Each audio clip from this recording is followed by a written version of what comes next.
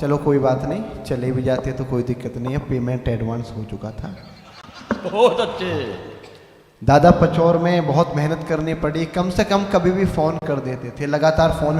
एक दिन तो रात के 1:37 पर अननोन उससे कॉल आई, अननोन नंबर से। मैंने सोचा किसी को इमरजेंसी होगी, आवश्यकता होगी। मैंने फ़ोन उठाया तो आ जाई, अमित भैया। मैंने कहा हाँ जी, दीपक चौहान पचौर। कहाँ पर कोई है? दीपक चौहान खड़े हो गए। हाँ अरे भाई खड़े हो जाओ एक बार। वाह कि अमित भैया कौन? दीपक चौहान पचौर।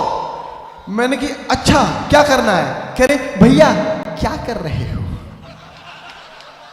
मैंने कहा भैया पचौर के भाई, आपको ये तो पता होगी कि रात के 1:37 पर एक शादीशुदा सीधा आदमी क्या करेगा? आनंद ले रहा हूं, बहुत मेहनत करवाई। चेयरमैन साहब कहाँ बैठे हमारे? हाँ अरे बहुत बढ़िया है, सबको ऊपर बैठा के आप नीचे बैठे हो। जगत जननी का आशीर्वाद रहेगा तो आपको उस पद पे बिठाएगी माँ बागेश्वरी, जिस पद की आपने भी कल्पना नहीं की होगी। मैं बधाई देता हूँ। इतना विनम्र नगर पालिका अध्यक्ष मैंने, और सरस्वती पुत्र हूँ, बाबा महाकाल महादेव का भक्त हूँ, जो कह देता हूँ पूरा हो भी जाता है। ये कुर्सी वाले भी ताली बजाएं। हाँ आवे। मैं इस बात को भली भांति जानता हूं कि कुर्सी पे बैठकर अकल थोड़ी कम हो जाती है। अच्छा हाँ, जब चेयरमैन साहब नीचे बैठे तो आप ताली बजाओ। ओ भाई चाय चाय पीछे पीछे सुनो, चाय गेट आउट। हाँ ऐसे गायब हो जाओ जो तो पैदा ही नहीं होते। जाओ जाओ जाओ जाओ भैया, ऐसा भगाओ। हाँ। बॉबी देओल भैया आप बहुत वीडियो बना रहे हो, ये सब कविता यूट्यूब पे मिल जाएगी, आप सुनो।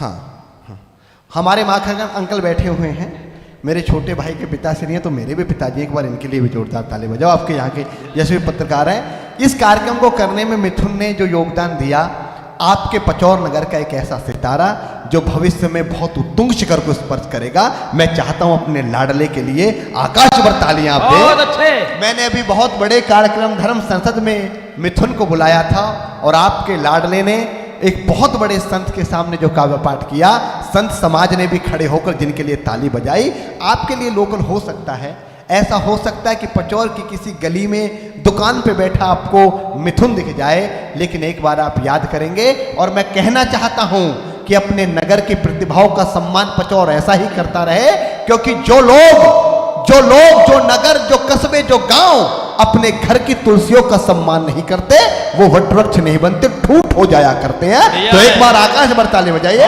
मेरे मिथुन के लिए। बहुत बहुत बधाई, शुभकामनाएं। इसमें किसी मुगालदे में नहीं हूं कि आप मुझे सुनने के लिए बैठे हुए हैं। मैं जानता हूं कि आप अपने मालवा के स्टार जानी भाई को सुनने के लिए बैठे हुए हैं, डॉक्टर भुवन मोहनी को सुनने के लिए बैठे हुए हैं। लेकिन मैं आपसे वादा करता हूं कि जितनी देर भी आपके बीच में खड़ा रहूंगा, आपको निराशा हाथ नहीं लगेगी, क्योंकि मैं उन लोगों की बात करता हूं।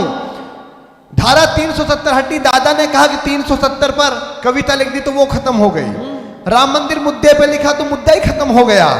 एक कविता मैंने 10 साल पहले कांग्रेस पे भी लिख दी थी। हाँ तो वही हो गया।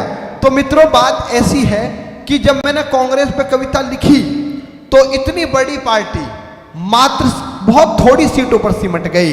और साहब एक बात कहना चाहता हूं, दुनिया में कुछ भी कर लेना, आपकी कोई भी विचारधारा हो, कोई भी पंथ हो, कोई भी संप्रदाय हो, आप कुछ भी कर लेना, पर कभी राम का विरोध मत करना। वाह वाह। कभी राम का विरोध मत करना, क्योंकि जिसने राम की रथ यात्रा को बिहार में रोका वो जेल गया।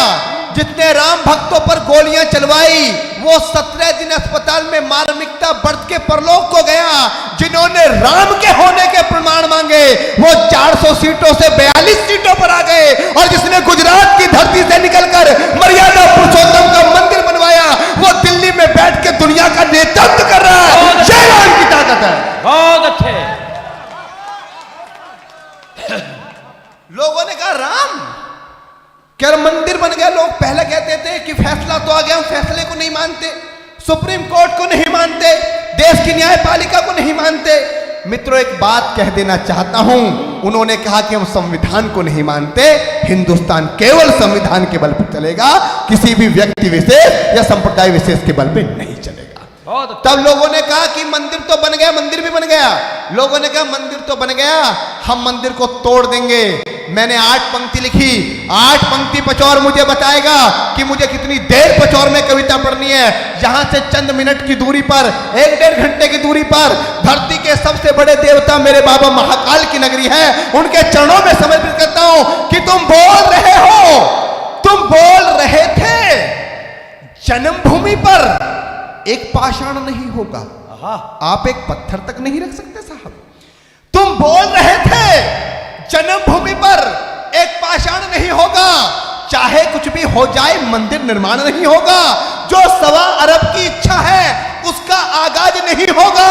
श्री राम के मस्तक पर मंदिर का ताज नहीं होगा और इतने बम फटेंगे कि मैदान खाई हो जाएगा।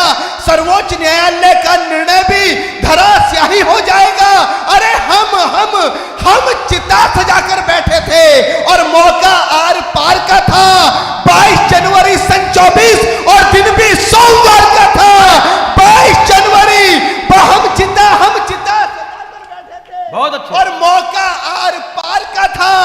22 जनवरी सन 24 और दिन भी सोमवार का था। जिसने मां का दूध पिया मंदिर की ईंट हिलाकर देखे, जिसने मां का दूध पिया मंदिर की ईंट हिलाकर देखे। बुलडोजर तैयार खड़ा है, कोई अयोध्या जाकर देखे। भाई जलवा है अमित बाबू यार, बाबा बुलडोजर। भारत माता की जय और जय श्री राम का नारा मित्रों इतनी कमजोर आवाज में नहीं लगाया जा।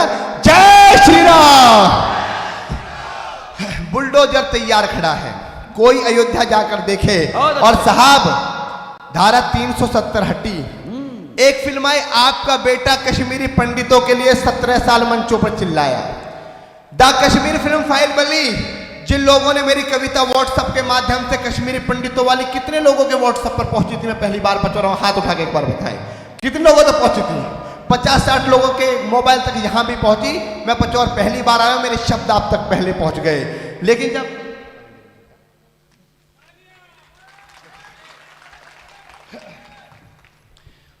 जब फिल्म बनी द कश्मीर फाइल, लोगों के पेट में दर्द हो गया। दिल्ली के एक मुख्यमंत्री ने कहा कि वो फिल्म फर्जी थी।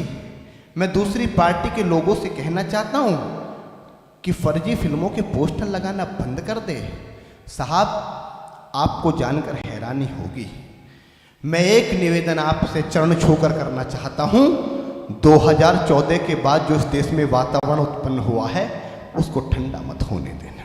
बहुत अच्छे, बहुत अच्छे।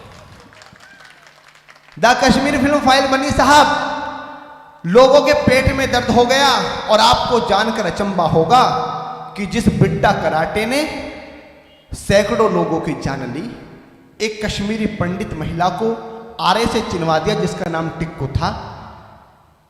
उस बिट्टा कराटे की पत्नी अब तक सरकारी नौकरी कर रही थी फिल्म आने से पहले तक, और वो खुलेआम घूम रहा था।